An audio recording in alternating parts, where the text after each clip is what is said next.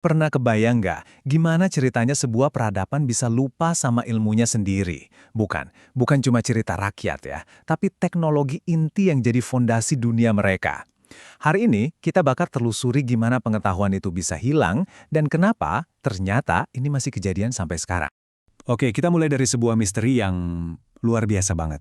Bangsa Romawi itu kan insinyur-insinyur jenius. Mereka bangun Kolosium, Pantheon, bangunan-bangunan yang ribuan tahun kemudian masih berdiri kokoh. Sebagian besar, ya berkat beton mereka yang fenomenal itu. Tapi entah gimana ceritanya, resep teknologi super penting ini hilang selama lebih dari 1000 tahun.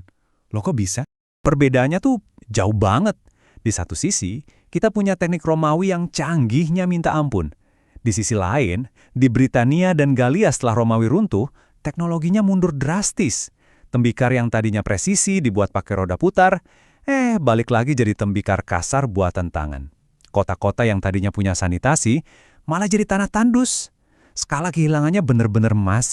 Nah, hilangnya pengetahuan ini tuh bukan kejadian semalam suntuk. Bukan karena satu perpustakaan dibakar atau satu ahli meninggal terus ilmunya lenyap, enggak gitu.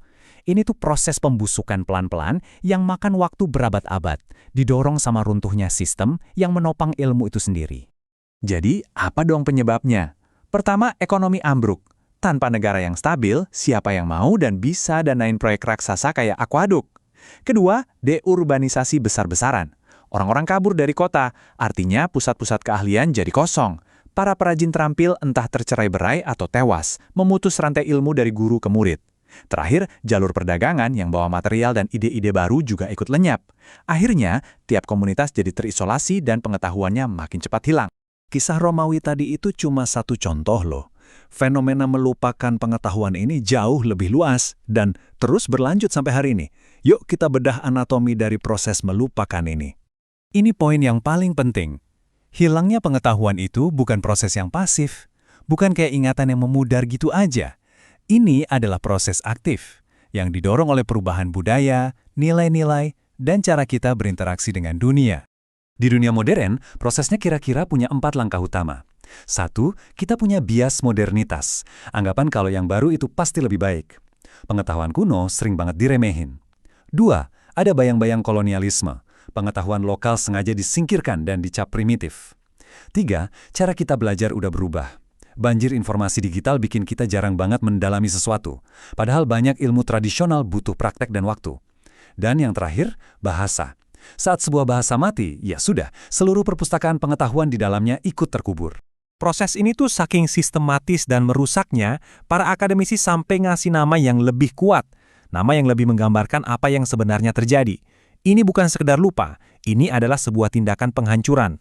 Istilahnya adalah epistemicide. Kalau diartiin langsung, ya pembunuhan pengetahuan.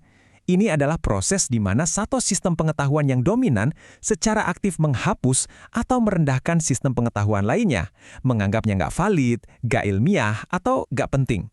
Dan ini bukan konsep pinggiran ya. Akademisi kayak Buthal dan Rajas Tandon beneran memakai istilah epistemicide ini sebagai kerangka buat memahami gimana dominasi budaya bisa menyebabkan hilangnya kearifan manusia secara besar-besaran. Coba bayangin, selama berabad-abad, kanon pengetahuan barat itu memposisikan diri sebagai satu-satunya cara yang benar untuk tahu sesuatu.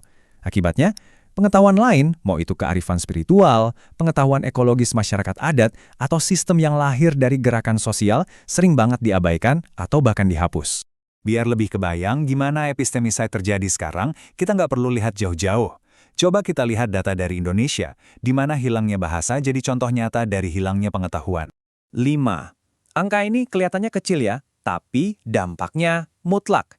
Menurut data terbaru, 5 bahasa daerah di Indonesia sudah resmi dinyatakan punah. Ini bukan sekedar hilangnya kata-kata loh. Ini artinya 5 cara pandang dunia yang unik, 5 sistem pengetahuan yang kaya, udah hilang buat selamanya. Dan itu baru puncak gunung es. Data dari Badan Bahasa nunjukin gambaran yang jauh lebih bikin khawatir.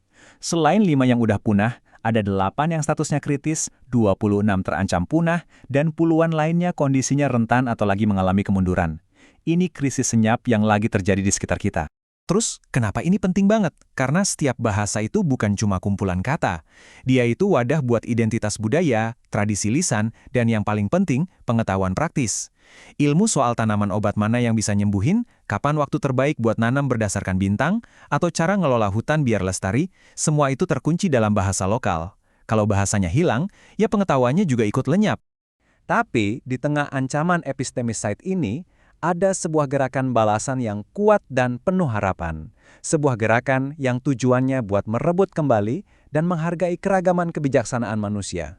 Konsepnya disebut demokrasi pengetahuan. Intinya sederhana tapi radikal banget. Gak ada satu sistem pengetahuan yang lebih hebat dari yang lain. Pengetahuan seorang akademisi di universitas, seorang petani di desa, seorang tetua adat di hutan, semuanya punya nilai dan kebenarannya masing-masing. Dan ini bukan cuma teori loh, di India ada jaringan honeybee yang membalikkan modelnya. Biasanya kan peneliti datang, ngambil ilmu dari petani, terus dipublikasiin buat keuntungan pribadi.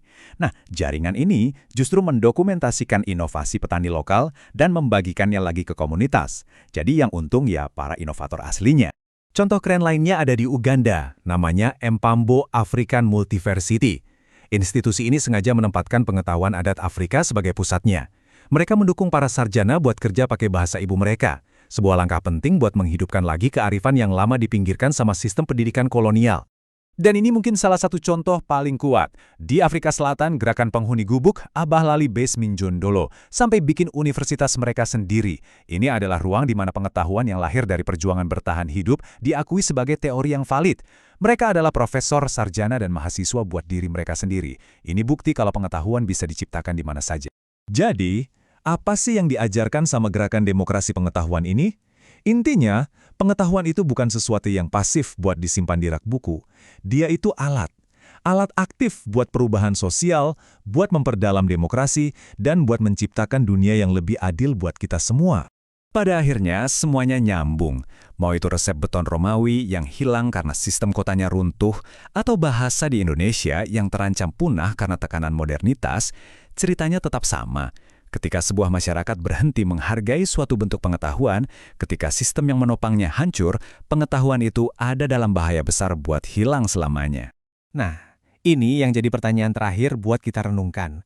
Dengan kecepatan perubahan dunia sekarang, dengan bias kita terhadap semua yang baru dan digital, beton Romawi modern apa ya yang sedang kita lupakan? Keterampilan, kearifan, atau cara pandang apa yang lagi kita abaikan yang mungkin suatu hari nanti justru sangat kita butuhkan?